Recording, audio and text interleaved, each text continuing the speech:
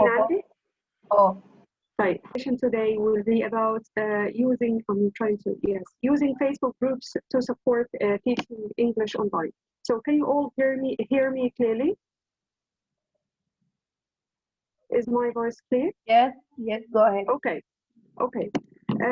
So my objectives for this session will be as follows. We are going to review key concepts in online learning and teaching.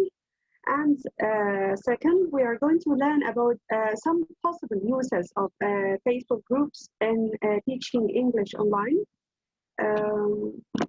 And finally, we are going to reflect on the pros and cons of using Facebook in teaching. So let's start.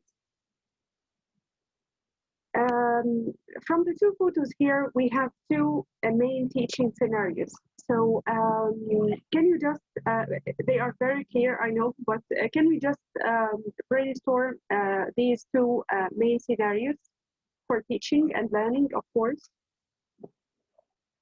So if you can just type in the chat box. So this picture represents and that picture represents what?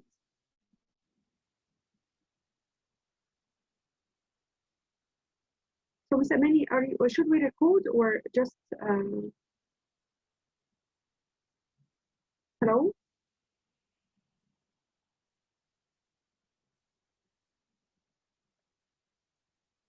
Yes. Yes, we are recording.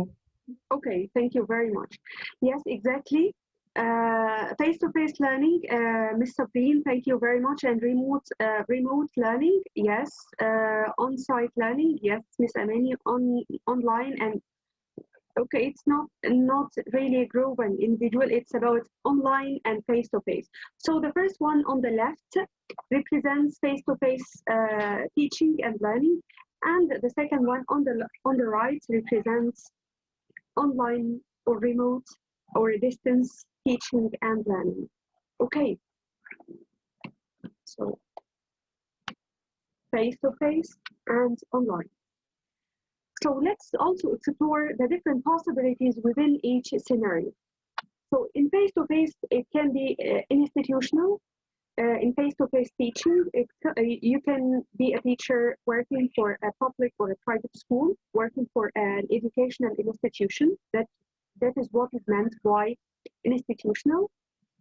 The second possibility is private tutoring. You might be hired by someone to teach them English or to give them an English course, or you might be a volunteer for an organization, for example. For the online scenario, the student might be working with a teacher, as we can see in the picture, or we can have students working on an online content, like what we are doing in most MOOCs and free courses. So the modules and the contents of the course are just published on the website. Or we might have a combination of both. The student is working with both a teacher and an online content. Okay. More online teaching concepts. Okay, VLE. VLE stands for Virtual Learning Environment. Any guesses or insights about what this means in online education? Also in the chat box.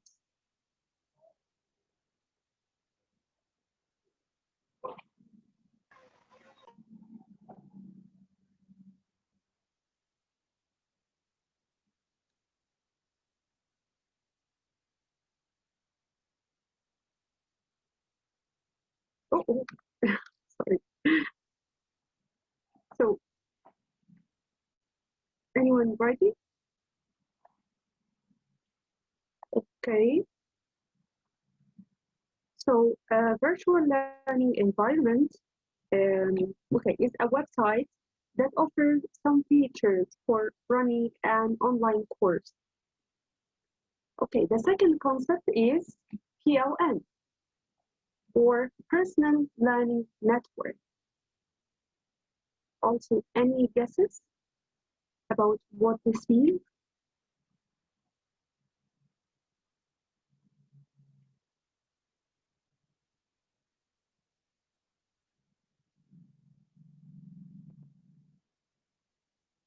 Okay, it is personal learning network. I can't see any answers.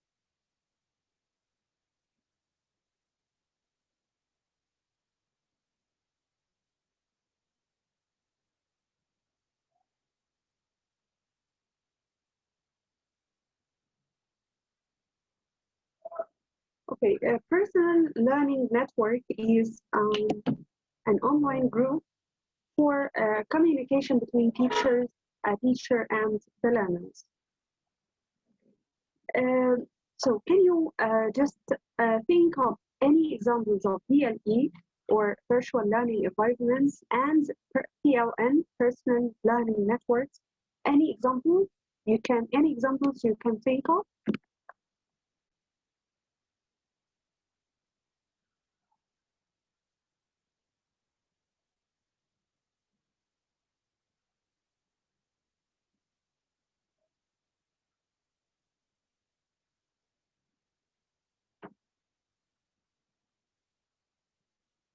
Yes, Future Learn, excellent. Facebook groups, excellent. Yes, Facebook and WhatsApp groups, DLE like Coursera. Sanah, thank you very much, Mrs. Sanah. Yes, and thank you, Ms. Rania and Sabrina again. Thank you very much. Yes, Coursera for BLE and Facebook and WhatsApp groups for PLN. Yes, and Future Learn, of course. Thank you very much. Future Learn, yes. Ted, okay. Thank you, Faiza. Thank you very much. Okay, excellent. Thank you.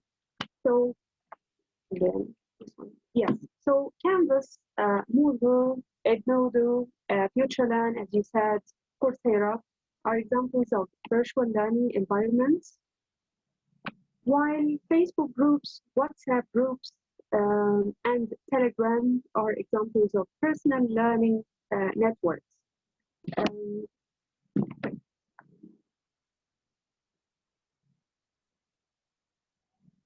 okay.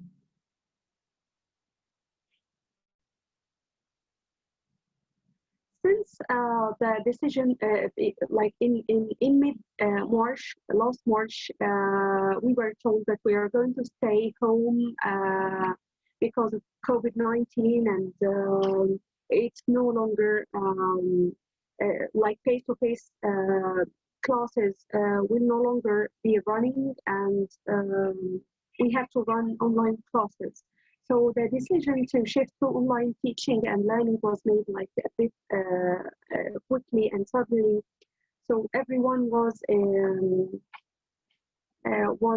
confused what we are going to do, how we are going to resume our work as teachers, because it's for me, at least, it was my first time to be responsible for a class, for my class, totally online.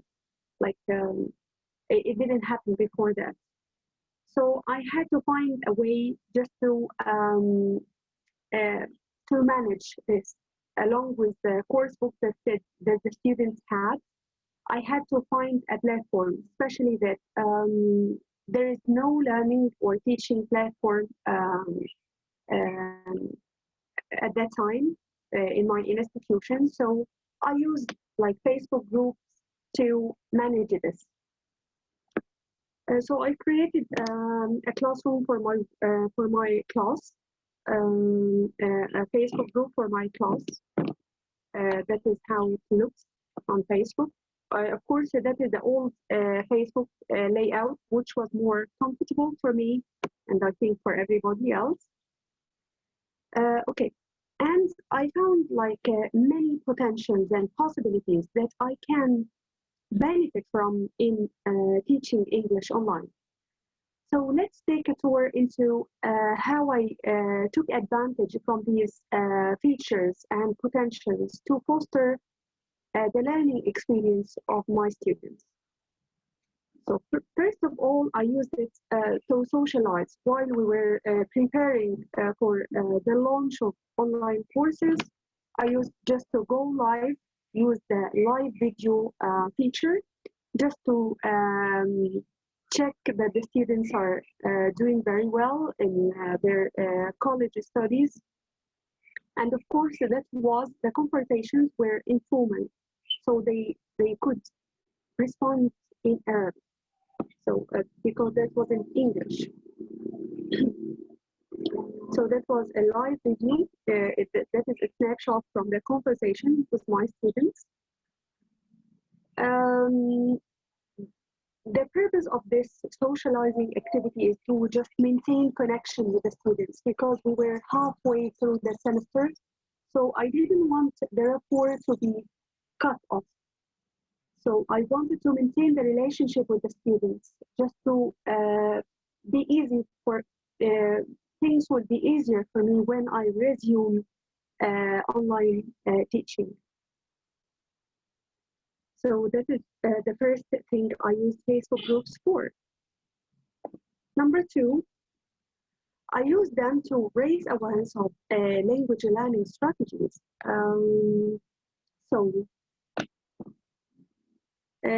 You are not just teaching them, or you are not just posting what the students were learning. You are posting about how the students could better learn English, so that you can help them. So that's about a strategy to improve writing, and that is another strategy for learning new vocabulary and recording them.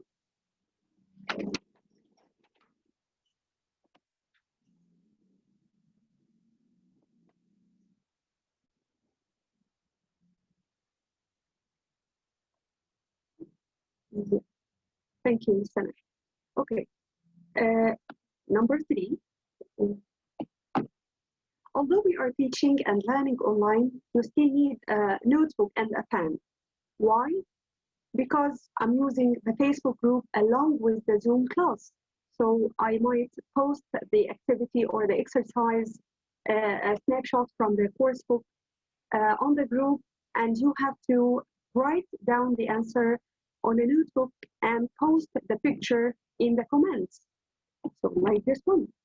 This was from a lesson about adjectives to describe rooms and houses. And that was vocabulary exercise for the students to group positive and negative adjectives to describe places. And they had to answer in their notebooks and show each other their answers in the comments to my post. And of course, exercise peer feedback again. So they might check each other's work in the comments and respond. So as you can see in the third example here, there are a couple or more of incorrect answers, like dark is not positive, noisy is not positive, expensive is not positive. So the students can draw each other's attention to the incorrect answers, just do peer feedback as they used to do in physical classes, in normal classes.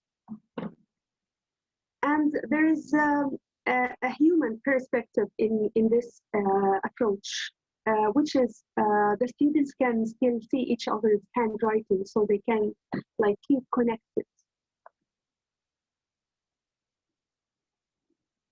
Okay.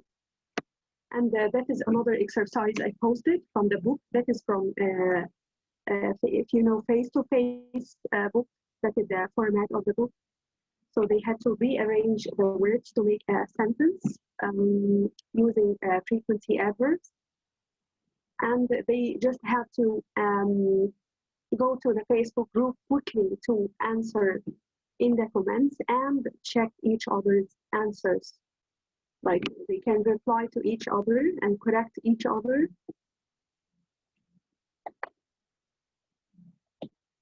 And this is another exercise they were practicing for the CAT exams. I'm just posting the link, and they go to the link and report with their score, with the overall score they got. So they can congratulate each other, say that they are going to give it another try if they didn't get a satisfactory score. And some even publish their final score with the certificate of achievement just to celebrate with each other. Some websites offer these certificates for practice. And of course, doing this online along with or during the Zoom classes might take ages. So you might think that the students are going to be lost if they go to Facebook. But if you manage your time properly, like you can write down the answer in your notebook for in 2 minutes. In 2 more minutes, you go to the Facebook group to just post your answers and check your friends or colleagues' answers. And then come back to, you turn off commenting so that, okay, stop, we go back to the Zoom class. So it takes like 3 or 4 minutes maximum. So it's manageable.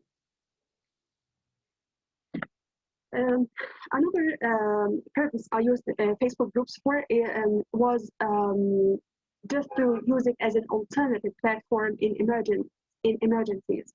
So in one class, Zoom crashed and I couldn't like share my screen, and it kept like freezing, and I didn't know what to do. So I just moved totally to the Facebook group. So I posted the exercise. It was about the lesson was A2, and it was about describing people's appearance. So I posted what I wanted to share on Zoom. I posted it on the Facebook group, just to elicit answers from the students. So that was the post I created at that time.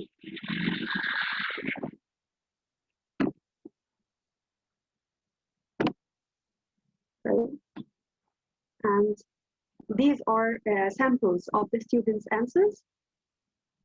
What you normally get in a Zoom class, so it's Zoom or whatever app, whatever program you are using is not working, you can just post on Facebook and get the answers in the comments. Okay. Just as an alternative, a quick alternative in such an emergency, right? And then you move to another post by turning off commenting, stopping students to comment on this post, and post another thing to make like a follow-up activity, whether it is vocabulary or grammar or whatever.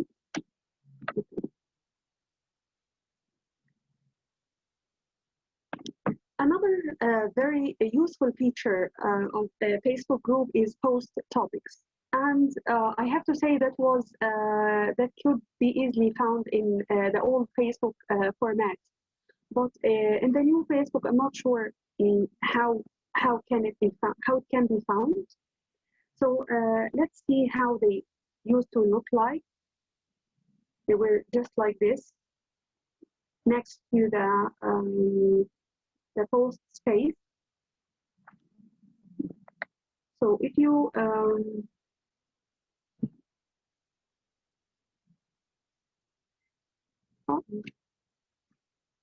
my voice is breaking. Is my voice still breaking now? Hello? No, your voice is clear. So clear. Yeah. Okay. Thank you very much. Okay. So if you allow me to go to my Facebook group,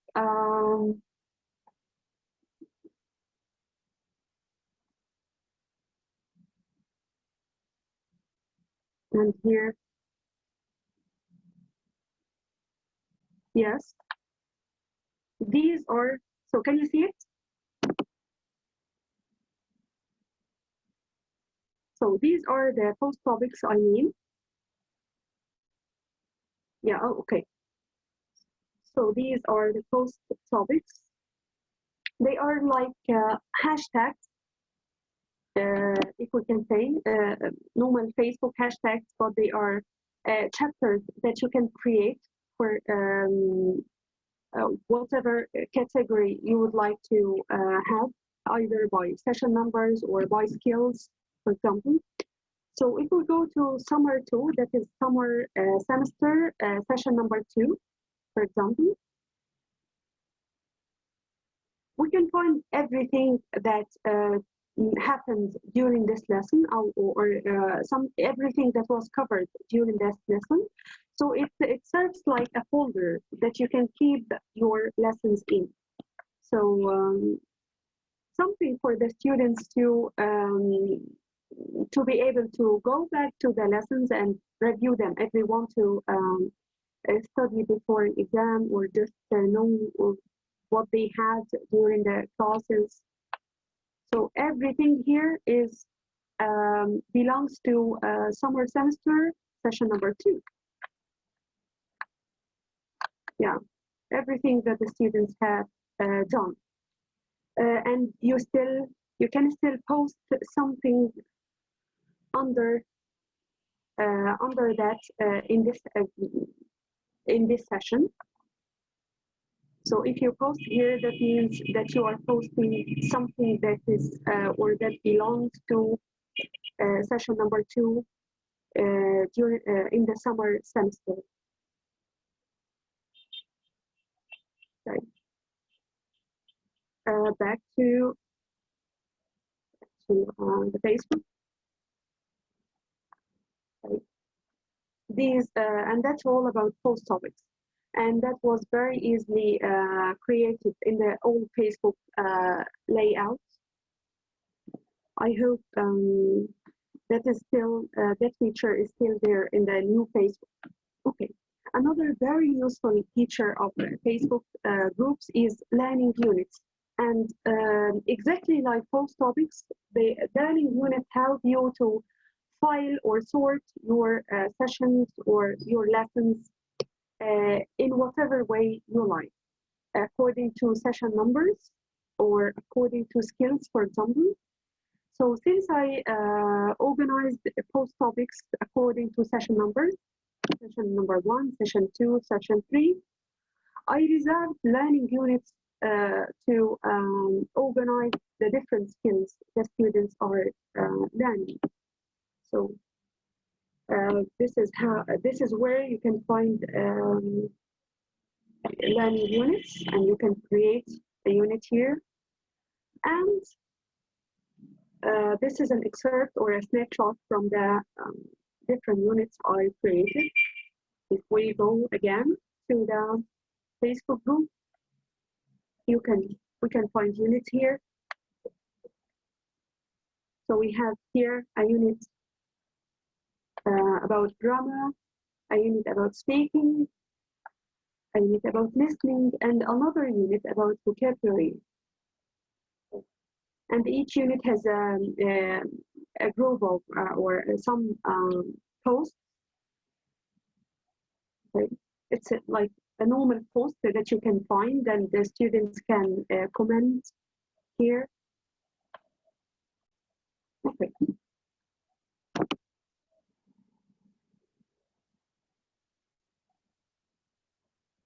So post topics and learning units are pretty much similar, but it depends on how or what categories you would like to include to make your classroom work more organized, and to make the reference easier for yourself and for your students. So again, back to the PowerPoint. Okay. Something that I considered in my work on Facebook is to include students who do not have Facebook accounts. So some students are not allowed to have Facebook accounts, or are like are not allowed to or are not on Facebook, or do not like Facebook. So you just include them. Hagar was one such student. So she used to send the answers to the different activities and exercises through me on Zoom chat or on WhatsApp. And then I just make sure that her answers are shown or posted to her colleagues. So I just take a snapshot and post them to the group.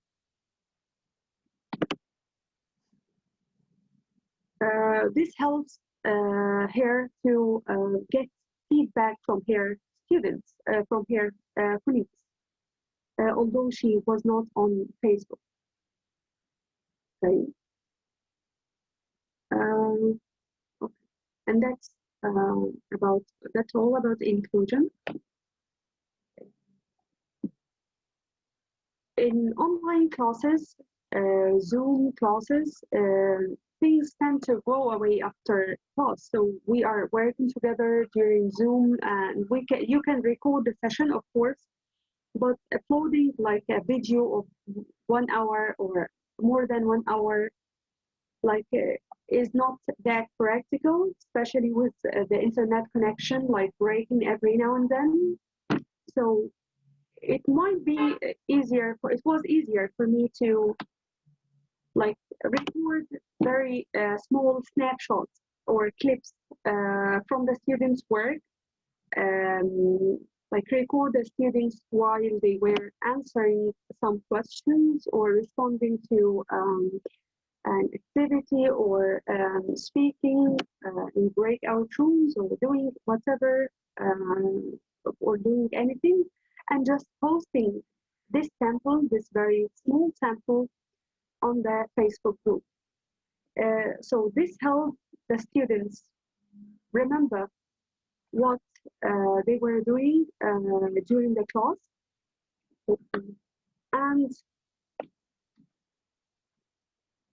reflect on their own performance and their colleagues as well. So we might again go to the Facebook group. So if we can.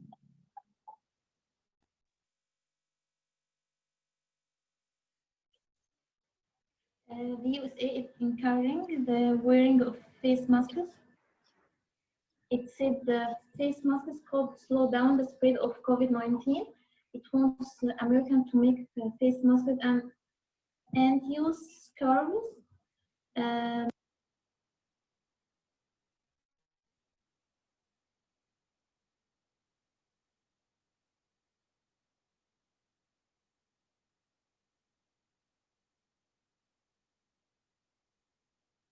Then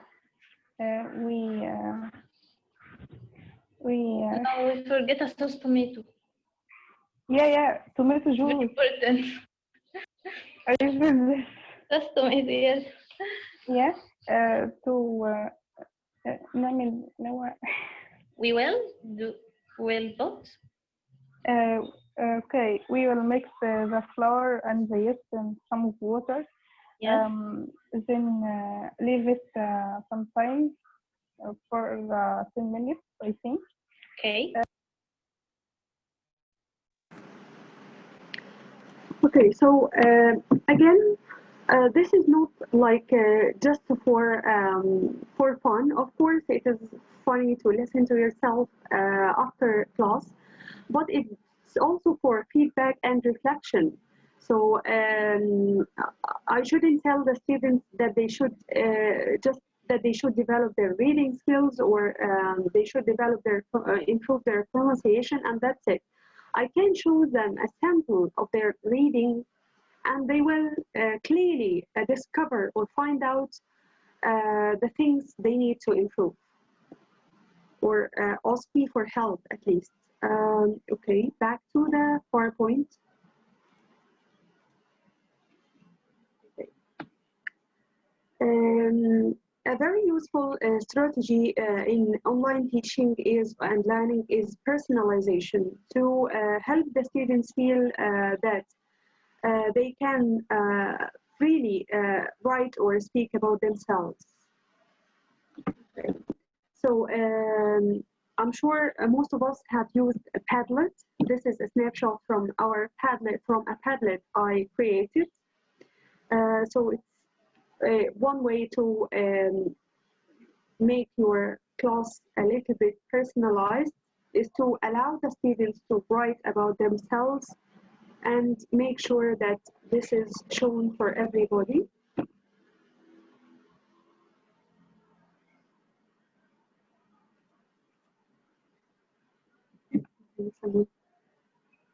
Yes, thank you, Ms. Amin. Okay, thank you. I got the link.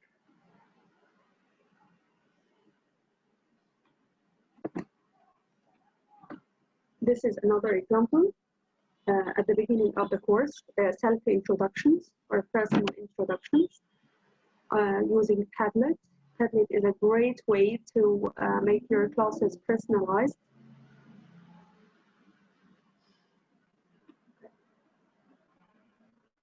And of course, you can create a post topic or a learning unit, especially for your students to. Can I ask a question? Yes, of course. Is that Ms. Amani? Hanan. Okay. My name is Hanan. Yeah, so can we keep the, if you allow me, can we keep the questions till the end of the presentation? Okay, thank you. If this is possible. Is that okay? Okay, I'm sorry. Thank you very much. Thank you. Because Zoomer is going to end, the Zoom session is going to end now, according to Ms. Amani, and we are going to log in again using the same link.